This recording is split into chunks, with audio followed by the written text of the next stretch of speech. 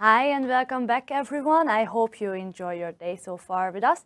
And I'm very excited to announce our next speaker, who is Pau.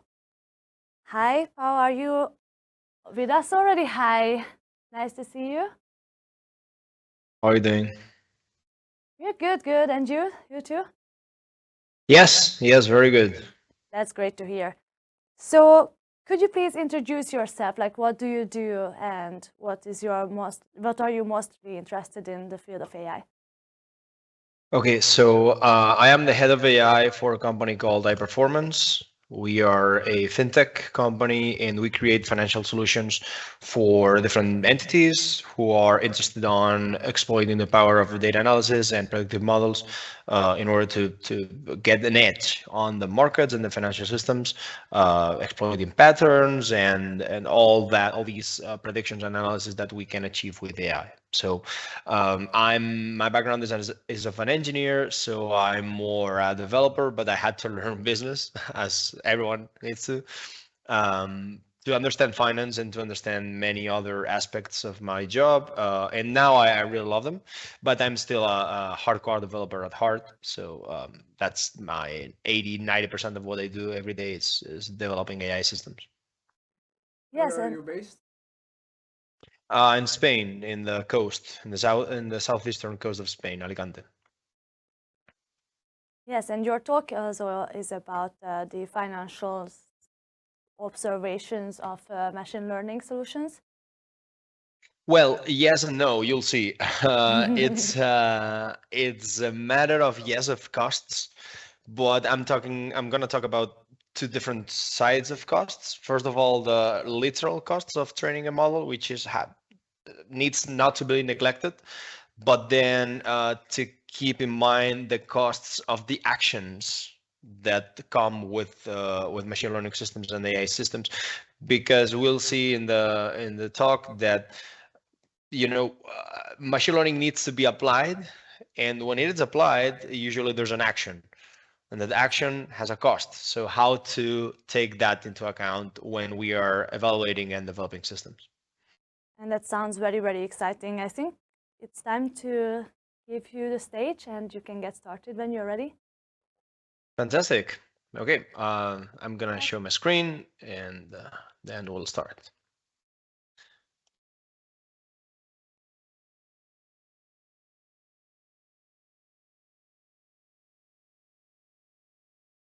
Okay, hi everyone.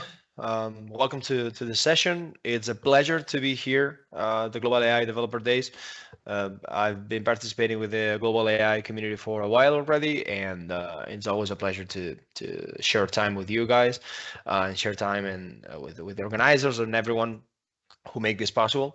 As I said a few moments ago, my name is Pau Sempere. I'm the head of AI at Performance, and I am a Microsoft AI MVP for already 3 years in a row. And we are going to talk about the machine learning systems that think of costs, how to take into account different costs that come with machine learning systems, not just, as I said, when we train them, when we train our systems, then we like to write model.fit. That's fantastic always, but sometimes we need to think of how does it impact my systems, how much money am I going to spend, and that's the first part of the talk. Then we're going to talk about how to take into account the costs that come with actions regarding machine learning models. Okay, so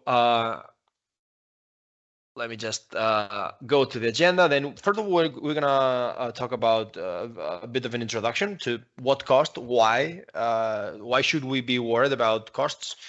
Then the cost of the machine learning training phase, as I said, we are not going to talk about inference time, although we should, but we are a bit short of time here because inference is a very important part of the deployment of actually the use of the machine learning systems that we always say that we have to deploy. Otherwise, it's completely useless and we're not taking advantage of machine learning.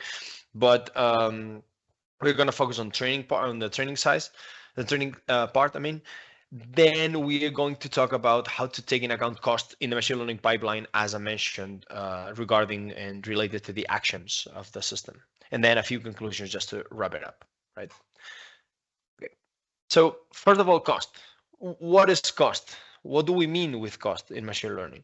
Well, in our case, we are worried about the many costs associated with machine learning. It could be a operative cost, which I'm referring here to the literal cost, let's say, to the money that comes with the training phase. We'll talk about this in a while. Not just the financial cost, but as well the environmental cost. It's very common nowadays to talk about well, how much does it pollute this machine learning model, how many days am I training, what amount of energy am I using, what kind of energy are my CPDs using, mine in if I'm training local on premises or in the cloud, if that's the case. Whatever the case is, right? We have to think about what an operative cost do we have attached to our machine learning system, and then the cost related with evaluation. We'll see that we can include the cost that will be related to the actions of our model whenever we are evaluating the model. We'll see that in detail in a while, right? So then, okay, how much money or what kind of cost, not just monetary cost, but time-wise cost, do we have related in our training phase? Well, first of all, we have to think about the data and the infrastructure cost that we have in our pipeline, right?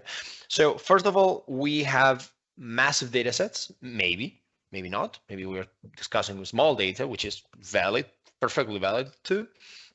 But imagine that we have terabytes or petabytes, yottabytes, whatever the case you have now with big data systems. The infrastructure and the complexity that are involved with these massive data sets are ever increasing. So we have to think about these costs as well, not just the monetary cost, as we mentioned, but as well as the complexity cost and the technical depth cost that will be attached to this. Team management costs, time to market cost, all that has to be considered, because the bigger and the more complex the system is, the harder to evaluate and to manage all this is, right? So that has to be taken into account. Then the energy costs as well. Some data from a paper I read a few months ago. From 2012 to 2018, we've seen a 300,000 times increase in compute demand for machine learning. And that's just until 2018. We are in 2022 as of today, and that has been increased even more, specifically with the rise of the LLMs, the large language models, in the last few years, like 3-4 years. We've seen a big jump in energy and compute demand regarding machine learning systems. One example that this paper gave is that training BERT in a 64 Tesla V100 emits 652 kilograms of CO2 to the atmosphere. That is insane. That is a lot of CO2, and we have to be environmental conscious when we train these kinds of systems, right?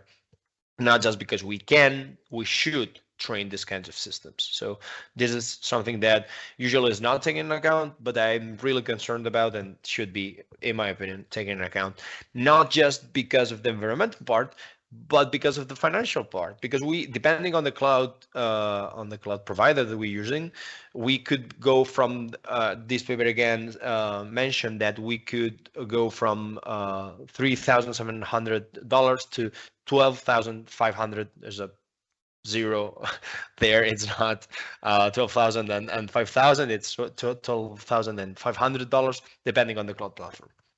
And we're talking about cloud if we are using these kind of resources. But imagine that we are training this in our premises, right? So we have to think about the energy cost and the direct money that we are paying for that energy in our CPDs. If we are lucky enough that we have a CPD with 64 Tesla V100 or machines like that, right? But even if we are not using the cloud, it is important to take this into account if we are training on premises. It is extremely important because the money adds up very quickly. And then some other concerns that have to be taken into account when we train models and when we design the systems more than when we train models.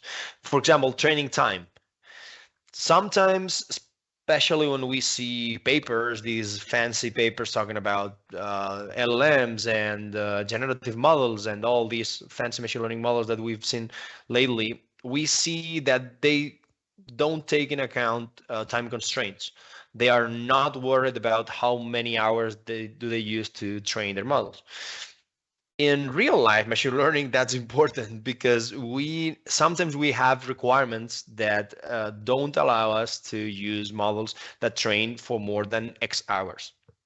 Imagine some scenarios.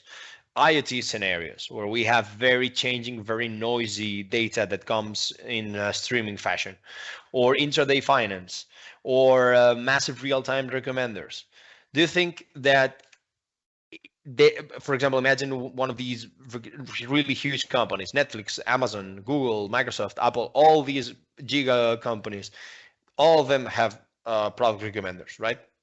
It's one of the most popular and profitable machine learning systems nowadays. They need a very extremely complex architecture to allow these recommenders to be training near real time in a massive fashion. They need to know about parallel execution, about time windows, about feature stores, about big data systems underlying all that compute engine. All that has to be taken into account, and this is a cost. This is an operative cost because we need a team of engineers designing and running and maintaining all these systems. Or we need a model that trains very fast because we have data that changes very, very fast, like in an IoT scenario or an intraday finance system. And we need either an online learning system or a model that trains fast enough to be accurate, but not to get its performance degraded very fast. So we cannot allow our model to train for 12 hours. Maybe we need a model that is simple enough to be trained in under an hour, because we have to refresh that model in production every hour. That could be the case, right? We need to think about that cost too in our design and in our model. Even though if we are not worried about all these systems and about all these constraints, better said, we need our trainings to be fast enough so they allow us to innovate at the pace that we need to.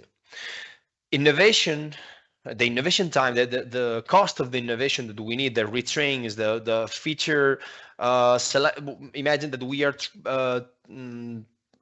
training with a new feature set that includes a month's worth of feature design from our business and technical teams together.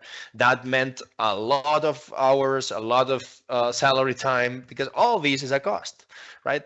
So that meant a lot of money put into the mix. So if we train and we need 7 days to get our results back, then probably innovation is not going to be our best, let's say, our best asset, because the faster the iteration goes, the faster we'll get feedback, the faster we'll improve our systems, and the faster we'll be able to analyze the results and go back to our business stakeholders or to our technical team and say, okay, this is the result. Do we need to improve? Is that enough? Whatever, right? So the faster it goes, the better for innovation as well. So that's not a cost by itself, but it is a cost in terms of, it could be a lack of opportunity cost, right? Of a miss of opportunity cost. And then the cost related to the pipeline itself, so that when we train, right? So we need to think about business and business and business when we are training models. That is a constant, Doesn't matter if we are talking about cost or it doesn't matter if we are talking about anything else. We need to keep business in mind because machine learning models need to be used by someone. And that someone, 95% of the time, is business, right? Business people, business teams, people who are trying to use that information to cut cost, improve revenues, whatever the case, right? Save time, I don't care, right? It's whatever the use case of the model is. So when we are evaluating models, when we are training our models and trying to see how fit they are for the task, we need to keep business in mind. And for that, Steve Ballmer said once, developers, developers, developers. Now we have to say business, business, business.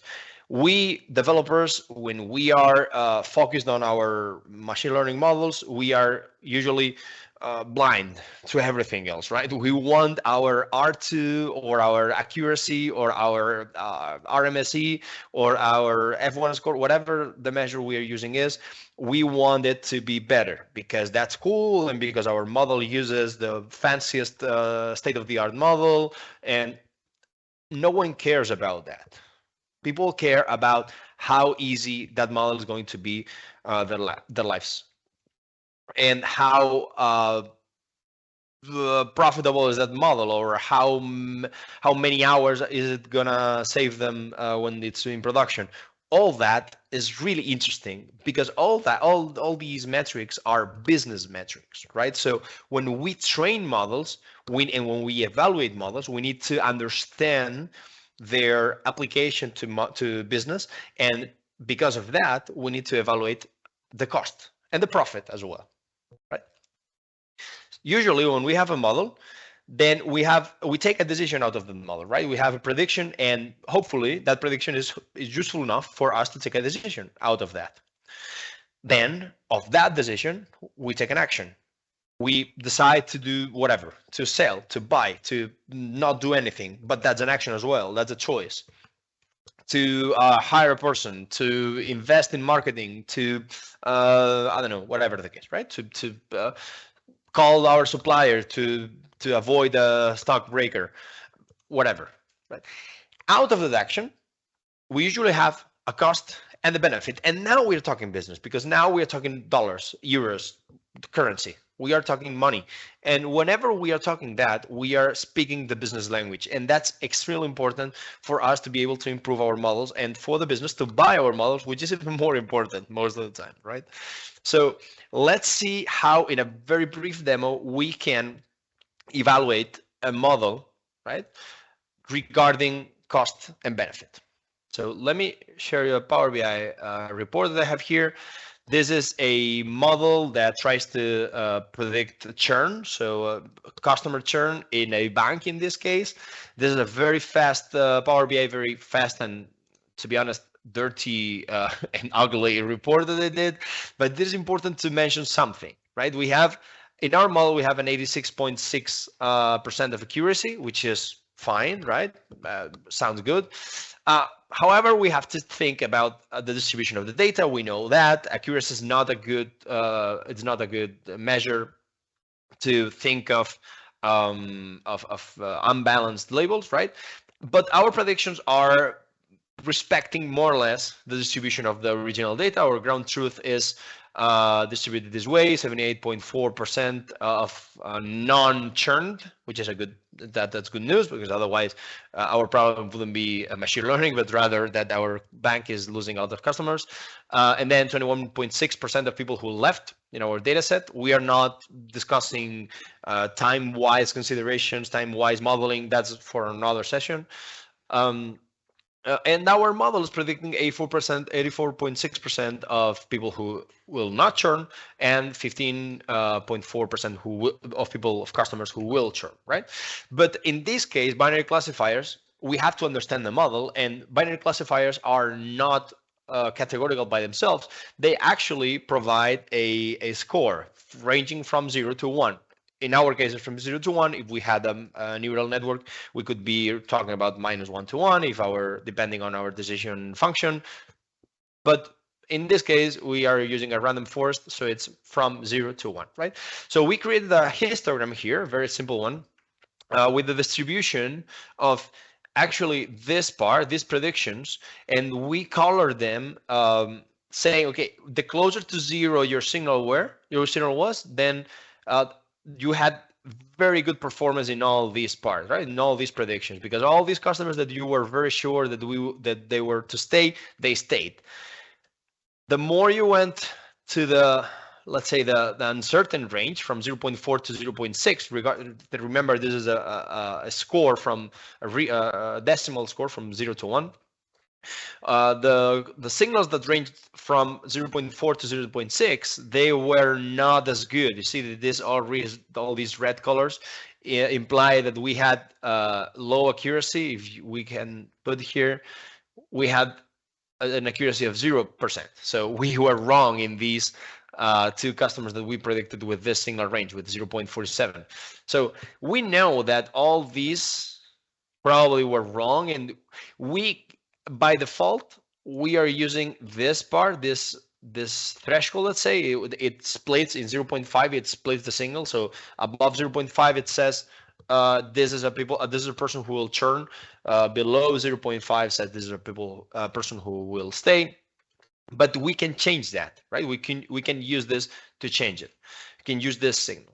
So what I did is I did a very simple simulation, and I said, okay, let me just see if changing the range, changing that signal range, I achieve better accuracy, right? I'm using accuracy. Probably I should not, but I am. Okay. In my simulation, I found out that if I'm using a threshold of 0.6, I will get an 87.2% of accuracy, which is higher than 86.6 that we had previously, right? So our best threshold now looks at it's 0.6. And that leaves us from the whole data set that we had, which is 300 people, I think.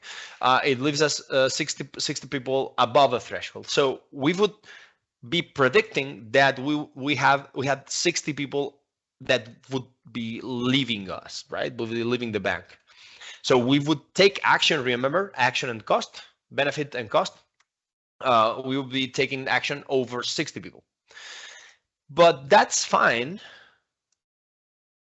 But we are not adding profit, right? I created a measure called profit that measures the profit that we gain out of each customer that we are right on, and it subtracts the cost of that action, because to retain a customer, we have to create some sort of marketing action, right? So let's go and let's put this here. And I have two what if scenarios here. Imagine that we had no cost. We find out that the best action that we can take is to make actions on all of them. That's retrieves as the best profit, right? That we have in here, in this range, in this axis. So if we take into account some cost, let's say for each action it costs us $2, but we get $6 out of it, then it turns out that because of the behavior of our model, our best threshold is not 0.6 anymore, but rather the one that retrieves the best profit, taking into account cost and benefit, it's 0.38. Because even though it has lower accuracy, the amount of people that we are taking action on and taking this cost and this benefit, this profit that I'm getting, it turns out that the highest rate of profit is not in the theoretical best threshold, but rather in the threshold that provides us the most profit, right? So this is a very simple limb. Of course, we can play with this. We can increase the way we can. This formula is extremely simple, but it gives you the idea of the importance of the business ideas, the business concepts bring on to the machine learning evaluation process, right? It's not just about the technical measures. It's not just about whatever we data scientists think it's fancy or cool.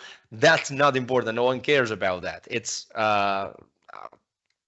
9 times out of 10, it's way more important to think about business and think about what to what do we bring to the table to our company or our organization when it comes to using machine learning models and taking into account business metrics, aka again 90% of the time money helps to show how good or how bad our model is. So I had another demo to show you, but we ran out of time. So I don't know if there's any question that you mentioned in the chat, or we can discuss in the last 5 minutes that we have left.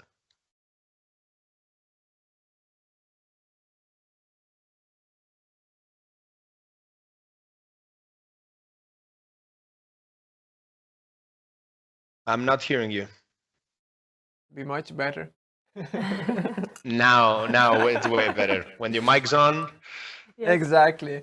No, what I was saying, it's a very interesting topic, because at the end you're investing in a machine learning model which costs already money, but then yeah, is that investment also gonna come back, or do you still need to invest more to be able to, for example, with churn, to be able to get those customers, still getting them back into your to a plan, to a plan or something.